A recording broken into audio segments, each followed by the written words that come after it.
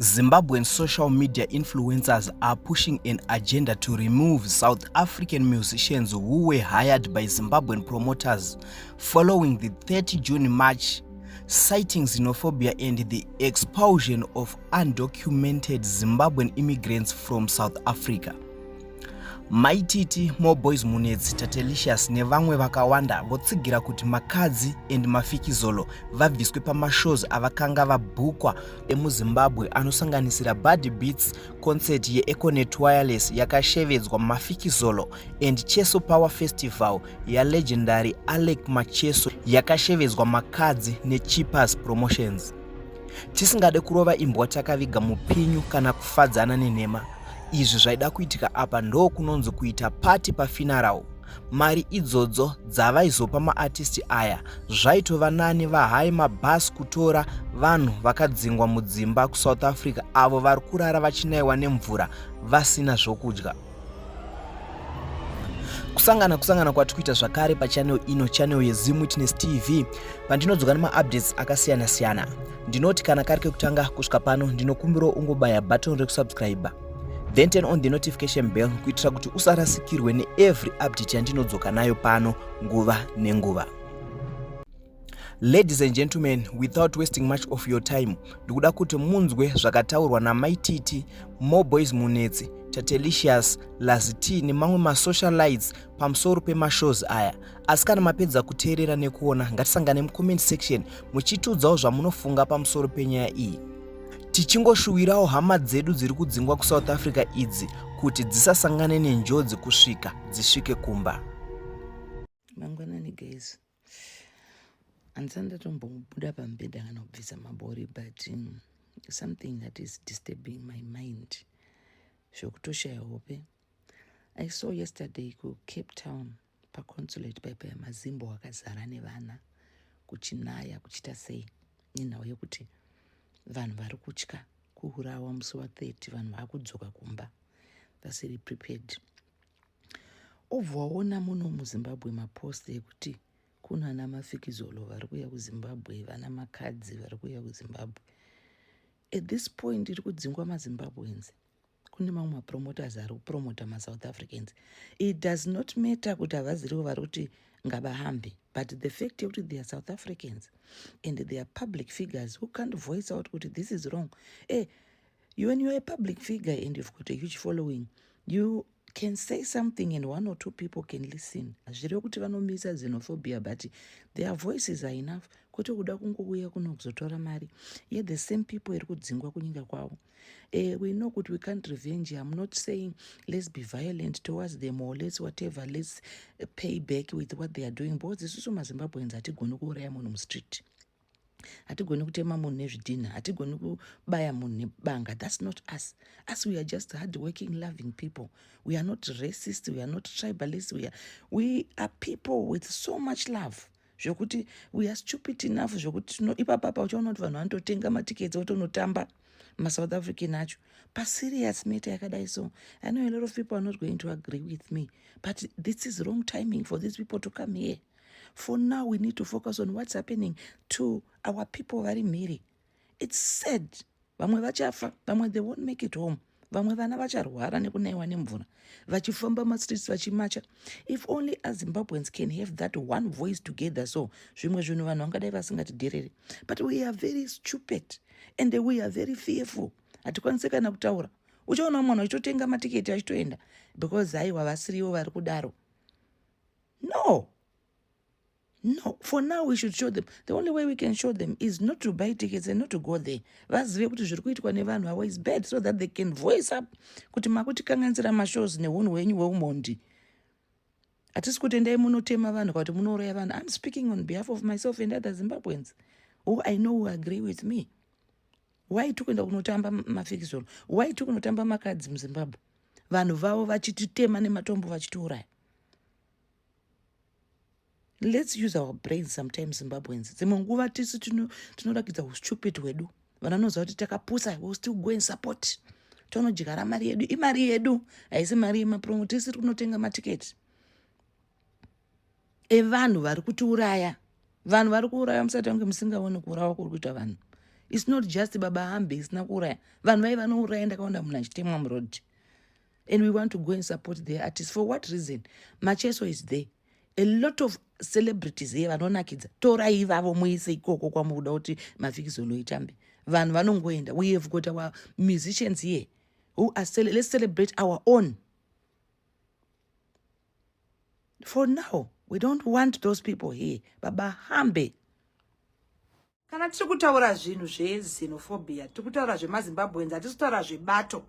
Chandibhowa mumwe munhu anozonichallenge kuti ana mai Chitima kuda kutaura izvi, sei musingatauri nenyaya yakati, sei musingataura nyaya yakati. Kana tichitaura nyaya dzakaita seidzi, tikutaura nyaya yeZimbabwe yese. No matter uri weZANU, no matter uri weMDC, no matter uri weZAPU, no matter uri weZoro, no matter uri weZanla, no, tikutaura nyaya as a whole. We have to set our differences aside. Imi ndina mwana kuSouth Africa vanotombondiudza zvekupenga.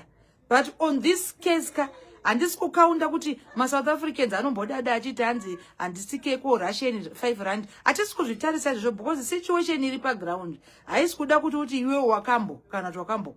Vanhu vari kupiswa, vanhu vari kudzingwa. Musaite semusiri kuona zviri kuitika out there. Musaite semusiri kuona vana vari kuurawa. Musaite semusiri kuona vana vari kutemwa nezvitina. Musaite semuri kuona mwe munhu akunditanzi zvirungonzi vasina mapepa. That shows how stupid you are. Saka vasina mapepa vacho vanofana kuurawa. Vasina mapepa vari kufana kudzingwa sembwa. Vasina mapepa vari kufana kuvata panze paconsulate vachinaiwa nemvura nevana vanorwara. Vasina mapepa vacho vari kufana kudzingwa. Madzingirwa aya ndo madzingirwa ari normal here. Alright, kune maZimbabweans pamwari kunoba ikoko. Is it every Zimbabwean who is doing that? Should we all die because there are few people or vasina mapepa? Iko vinezvi for some people unonoti pamwana wafunge. Nyangwe vane mapepa chaiwo vari kunzidzokerai. Nyangwe vane license chaiwo vari kunzi muri kutitorera mabasa. Then Econet yomira yoti mafikizolo ngaiwe. Ningi even post mamwe ndakaona kwana Baba Sharo kwakanzi featuring Makadzi. Makadzi is South African. Mafikizolo is South African. Mafikizolo on their own, they have a fan base of almost 5 million plus people. Which means, nyangwe ari one. Jokafana inindri panapa as my titi. I've got a fan base of over 2 million people. So if I speak, I know I'm speaking to 2 million people. Ndiri one. I'm a legion. Because I have people at my back. Vanoti ndikataura vanoterera. Vanoti ndikataura vanopikisa. Vanoti ndikataura vanoti amen. So mafikizolo ine vanhu over 5 million South African inovatevera.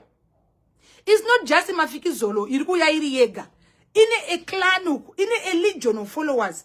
Mafikizolo kuya kwavo munomu, it means kuti if 5 million people vauya. Mopa vanhu yavo mari. Ende vanhu vavanobhadharwa mari dzinotyisa. Remember ndakambotora Kelly Kumalo mukadzi munomu pamuchato wangu mazuva aya. Avacharge sick money vaya. How do you have the effrontery of paying those people thousands of rands whilst our people are suffering, are staying outside? Vanogona kusazvitaura kuti abahambe, but do you know 3/4 of South Africans, they don't like us. Even their own celebrities, they don't like us.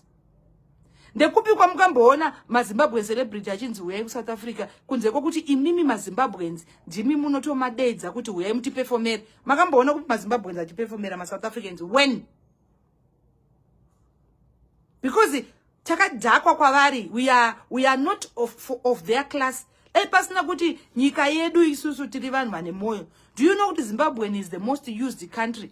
Munhu chaiye kana wekupi akada kuti mafollowers anotanga kutaura chishona kuti maZimbabweans amuteveri. Murungu chaiye akada kufollowa kana paTikTok kana paya akatanga ngoti maZimbabweans ahoyi mise munhu vamamhanya ikoko moti huru. Because why? We are people who are easily targeted. We are usable. We are very usable. Anyone angofunga kungoti famba pamsoro, anyone afunga following wait and dewe nyika ipi akangouya akati Zimbabweans munotonyima venyu vemuZimbabwe mafollowing muchinopa wekunze nekuti ari kutaura shona apa kwani kungoda kushandisa for viewership. Avana kana moyo nemi, avana kana basa nemi. Banazo ndikati Zimbabweans this is that ndiri murungu ndinotaura shona mashona muri kwere mese munhu vamamhanya. Not because munodiwa, but muri easy kushandisika. Takapusa zvekuti mafikizolo iri kuuya iyo anditika ine legions of followers avazi hanzi muri kungomaka munhu one why muri kuti makadzi ane legions. How many times has makadzi come in this country and made millions? Makadzi anobhadharwa mari iri 10,000 and above. For your own information, abhadharwa sick money and above. How many times has she been in Zimbabwe? I'm not a hater, I love her. Makatomboona ndinaye uti akatomboita a show together in the UK. But as for now, we don't want makadzi here. We don't want mafikizolo here. As for now, not forever, but for now. Reason being, these people have got legions of followers, but never for one day have they stood up to say, guys, we go to Zimbabwe. We benefit millions from these people. These people come to our shows. They love us. They dance to us. They give us money. You can't say, if they have their own money, why do they come here? If they are rich already, why do they come here? Because they don't come here for free. Murukuti Econet matches for free, but vanenge vapiwa mari. Inogona for free for everybody. Monzipinda for free, but vauya vapiwa mari. We are not saying let's hate these people, but we are saying, guys, let's make these people to understand that we are pained. We love them, yes. But we are pained at this moment. We don't want to see any makadzi here for now. We don't want to see any mafikizolo. We don't want to see any DJ Tira for now. We don't want to see anybody that is South African. They are so influential to the extent that they can stand and tell their people. Just one word. You cannot change the world, yes, you cannot change people's minds and whatever, but just one word. Do you know in everything we say we turn a 5% of people to support? 3/4 can say no, but a quarter you have done something for your people. Just to say, guys, you know what, we go to Zimbabwe. These people, how many collaborations has Makadzi had with Zimbabweans? Have you ever heard for once us smoking here, or chimtemani maken, or chichichi, or chichi abahambi? Tinoto musimukira, tinoto garapasi kana macelebrity edu Zimbabwe ajiperform. Tosimukira makadzi ungetuda kufane kupenga nekunakiro. Because we are showing love, that's who we are. But for now, how do we show love to the people who've got a country behind it, which is saying, go back to your country. You are taking our jobs. You are taking this. So which means when they are coming here, they are taking our artist jobs. We have artists here, we have celebrities. Don't be saying, hey, van muno mono boa, van muno muchi. Tineva ma celebrity, muno anona kidza. Vama cheso wevanta show vari one vakazvimirira udaiso mukatozara. Vakawanda. Wingi diwe anoita show muno mukatozara 30,000. Van vese, take those people, those Zimbabweans. Let's learn, it's high time. You know Zimbabweans, let's learn to appreciate each other. Because listen, as a country, there are some certain countries we are not wanted. As Zimbabweans, not as an individual. Tudonzi makwere kwere, akozi one kwere kwere. All of us. Atidiwe. Akuna munasna amairi abroad. How do you feel? How do you feel? Uchona amaitira panze. How do you feel when wachipiswa? Where in this world have you ever seen munano piswa kunzo South Africa munano gochwa kwiswa tai? And then we are just, hey, don't tell us that. Hey, you no di kutaura ZANU-PF. We are not talking about ZANU-PF. We are talking about what is happening now, xenophobia, which is deadlier than anything that you can want to come here and kundiremedza nezvinhu zvisina basa. Ndokumbirawo nemutsawa waMwari. Handisi kuuya ndichirwa nemunhu kana kutukana nemunhu, but ndiri chizvarwa chekuZimbabwe. Anditi saka chikumbiro chatinacho izvozvi that we want to reach my promoters as certain groups kuti vanzwe titaurane mune zvakanaka. As far as you know, guys, Zimbabweans, we are not violent people. We don't believe in violence and so on. And atitaure kazhinji, unongona kazhinji tinongonyarara zvedu and so on. But wakazoona muZimbabwean akutaura manje ajamuka ka unofanira kunzwisisa kuti chabvondoka. My message now to my artists ari kuZimbabwe, my promoters, my music promoters ari kuZimbabwe.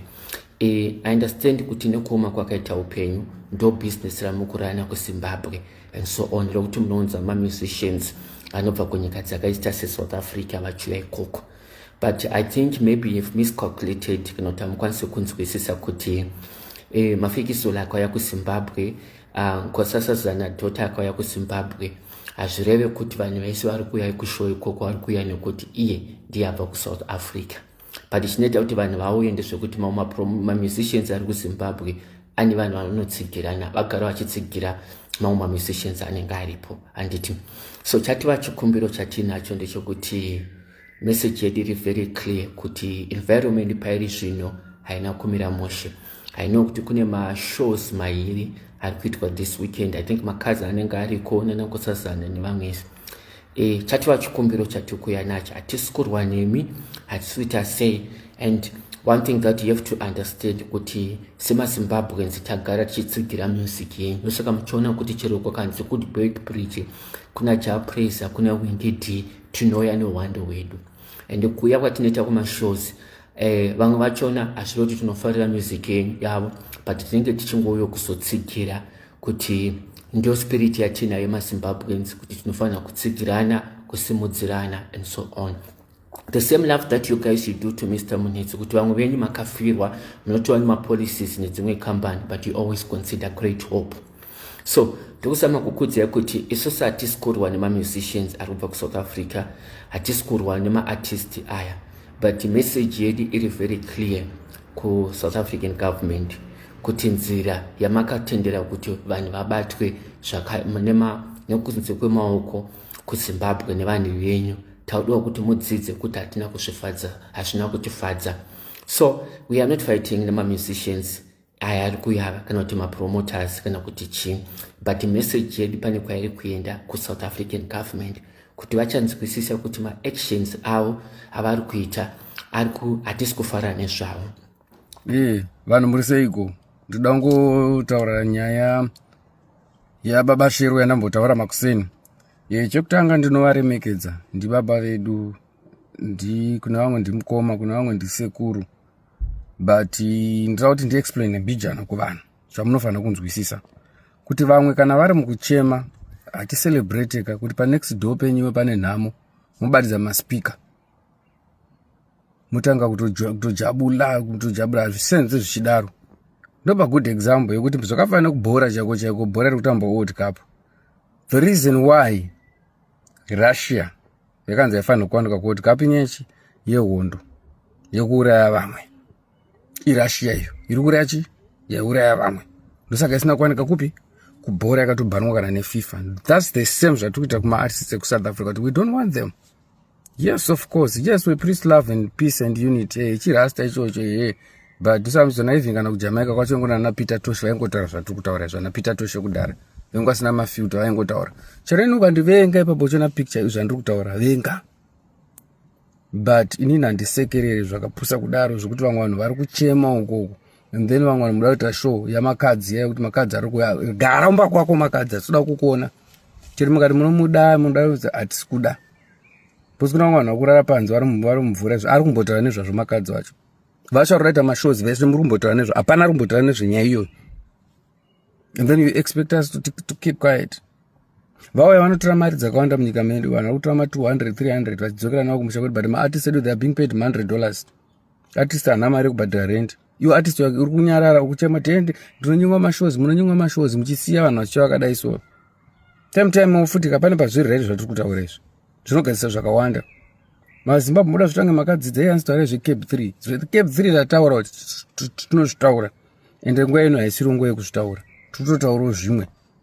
Hanzi akonzeresa wacho ndiwo anofanira kuti unange wetaura akawakonzeresa wacho. Tikoti tanzinge tichitya. But hatina watinokwata, ina ndokwata. Chero ani. But asi apa ndiri kungotaura nyaya dziri kuitika kuti vamwe vanhu vari kunaya vari panze. And then maexperience tanzi muda kuti jamba maspika. Pandakazotaura mufana chuma, vanzi wazodhipisa, ndezvenyu zvanonga ndadhipisa. We don't celebrate vamwe vanhu vachichema uko, hatiite izvozvo, hazviite. Ndosaka Zimbabwe chichidhererwa nenyika dzakawanda nemaSouth Africans chichizosvika pakunzi tiri makwerekwere. Tichingoti zvakapusa izvi, izvi ndozvimari zvakapusa, zvinodivhaidhana pachavo. Iwo kana kuti zvinhu zvavanenge vakabatana kwavo, kwedu unotitira mhando, unoti wataurire kuti nhingi ngaasaye kuzoperforma. Hatisi kudaka. Musati force. Hatisi tomboda kuti auye kuzoita sei, kuzoperforma, hatisi kuda makadzi. Kuti makadzi auye kuzoperforma, hatisi tomboda kutombomuona kana ka1. Nyika yedu tota zvatoda. baba shero nakumbirisa hangu. Muri mukoma wangu, muri baba wangu, muri sekuru, muri zvese, muri extra basso, muri chibaba chedu kumagitare. But for the meantime, atidi kuzofugura hapo kwa mukuru. Atidi tizoluza respect nemi. Pakadai iteo zvido zvevanhu, makati zvido zvevanhu kunyanya, bendi ndere vanhu. Itai kuti zviite mudara. Chero mukaise mumwe munhu show yedu endera mberi kana akanzi azopostponda zvaizvozvi makadzi ombopostponda zvaizvozvo. Oziya kana kumberi mozoti takuzoita show yedu namakadzi kumberi. But for the meantime mweso makingwazi kana risai muri mutambi ipapo. Vanenge varipo mweso vamwe sungura. Atidi kuzofugura hapo kwa mukuru. Thank you so much. This message is for Econet Zimbabwe. Don't do it. The people are the money. The people are your bosses. And when the bosses say, don't do it, don't do it. Don't do it. Kana uchida kuona kuti maZimbabweans anogona kubatana eduka. Tinovhundutsirwa nenyaya dzepolitics, kunzi mukataura nyaya dzepolitics zenyu zvinokuomerai. So we are not really big on rallying and demonstrating and doing all these things when it comes to politics because we are a silenced nation. However, we do have control to our culture. And you, Econet, would be playing with fire if you brought Mafikizolo to Zimbabwe. I cannot speak for the masses. I can only speak for myself. It is not a good idea. Robert Jota. What is Mafikizolo? She knows Mafikizolo. Babenda nyoka. Rageza base. She knows Mafikizolo. Kwawa vatide kwedu hativa kwavo vanoti shingurudza zuva nezuva kwava vatide kwedu hativade kwavo vanongoti shingurudza zuva nezuva pamusoro iminista wetourism Barbara Rhodes womweiwo minister. We say no to Mafikizolo, Minister. Dapota dezaigafa awingidzi chibaba chechibaba dezaichakureza wendape dezaikana kapufa titambe chikwama chengeta chikwama chababa ine matora. What is that? Mafikizolo yapenda nyoka. Mafikizolo yageza bazere. Minister with tourism. Babu. Hey. We say no to Mafikizolo.